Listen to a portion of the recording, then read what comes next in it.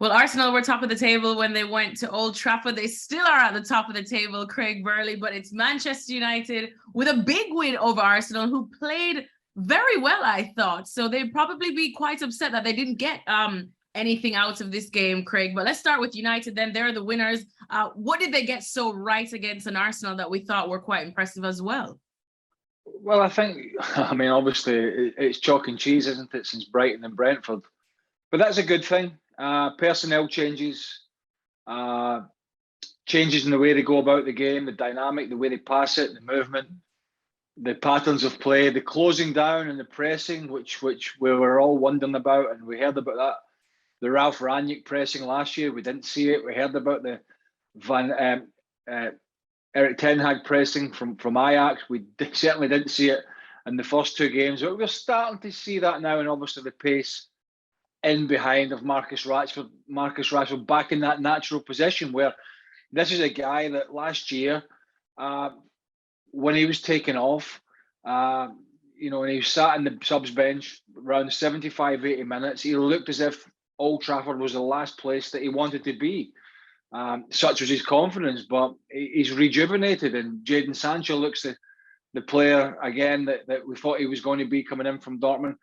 Mm-hmm. And I think everything's just meshing together now. It's very early days, but it is very, very positive.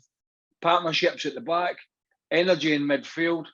And Christian Eriksen, who, I said on here before the season started, I thought it was great business, a free transfer for a guy as technically as gifted as that. It was a win-win, even if Christian Eriksen hardly kicked the ball for United. It wasn't a financial risk at all. Definitely. I think Christian Eriksen, everyone's been talking about just the contributions he has been making for Manchester United. But of course, Marcus Rashford, who you touched on, got on the goal sheet. But so did Antony, the new signing that everyone is excited to see. He made it no secret that he wanted to move to Manchester United. I know this is just the first game we're seeing him in action for Man United, but it couldn't have gone better, could it? Well, it couldn't have gone better as a start. I mean, I don't think it was the greatest performance I've ever seen. It wasn't bad. But, just before he scored that goal, there was a few little show pony tricks in the corner that didn't really do anything. And I was like, okay, we get it. Bonito. We get it. We understand you're a talented player, but, we didn't really see him go past people one-on-one. But it's early, and that'll come. So, over the space of a season or 6 months, we'll figure out what he's really going to be good at. Obviously, if you watch his highlights from Holland, cutting in off the right, and he tried it a couple of times, or certainly once, tried to whip it in that far corner from outside the box. Obviously, he did it from closer range for his goal, and he finished it well. But in terms of how you want to start your huge move to a big club is at home, full house against a side that are flying at the top, and you score a great goal, and everything else you do is quite tidy. It's not spectacular, but it's not bad. It's just nice and tidy. And then I think that's a really, really good way to start.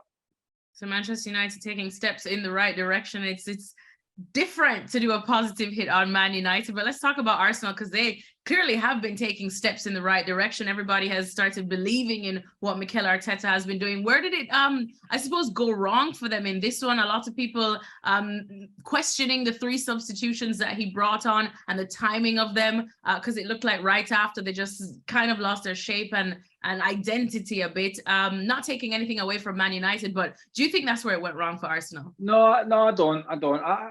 We can huff and puff about substitutions, but he was trying to get back in and win the game. And sometimes when you make all those subs and you change it, there is a bit of confusion sometimes. And I think Arsenal played pretty well for the most part. I just don't think they defended great, and they made some bad defensive decisions, and they got caught out by what United are going to do particularly well with this personnel, and that is get it into Eriksen or Fernandes, who I thought was brilliant, notwithstanding his moaning and groaning, which does sort of grate on you. But I think his passing and his work rate, Fernandes, has been excellent, not just today, but in the last game. Obviously, the ball for Rashford was terrific, but there's no doubt those two players, Eriksen from a little bit deeper and a sort of roving role, are on the same wavelength. They're always looking for those little balls around the corner. And if you can get those balls around the corner quickly into Fernandes, it does not give back fours time to set themselves. And then he's got the ability and the vision to pick out those quick passes. When it's all building up slow, defenses can sort of set themselves and talk with each other. But when it goes round the corner, when it goes from sort of defence into Eriksen, round the corner to Fernandes, and then bang in behind, you don't have a chance to reposition yourself. And I thought that's what United did particularly well. It was coming for Arsenal. They're not going to win the title. I think most people knew that. It was a great start.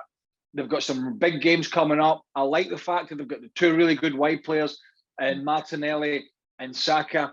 But yeah, they're playing with a centre-half at full-back in Ben White. Zinchenko's come back off an injury. They're still missing Thomas Partey.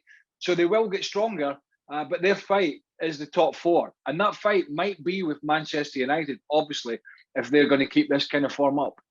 Well, of course, I'm sure it's a bit of a cruel reminder for Arsenal fans that were kind of flirting with the idea of winning the title over the last couple of weeks, because they have been playing so well and they're still at the top, even though it's early days.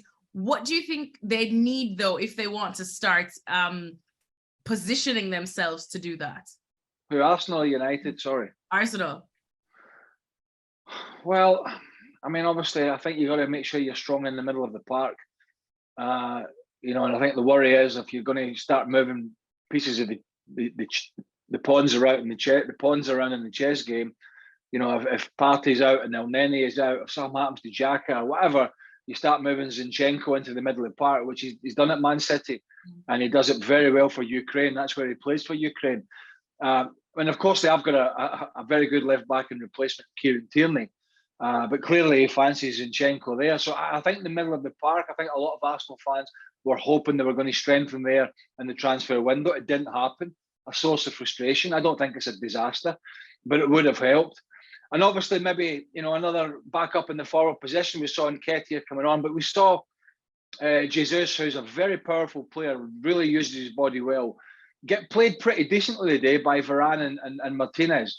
And so you always have to have a plan B and something different. And, Arsenal will figure that out. They've come quite a distance, actually, from where they were, obviously, at the start of last season and before that. And they look in much better shape. They just didn't put all the facets of their game together today. They didn't start particularly well, where United were really good for 20 minutes and smothered them. It took Arsenal 20-25 minutes to get into the stride. And sometimes when that happens, the game can get away from you. So, yeah, a little bit, not back to the drawing board, but a little wake up to the Arsenal players if they ever needed one, that it is going to be a long, hard season. And to get to where City and Liverpool have been, it takes a lot of hard work and a lot of good players.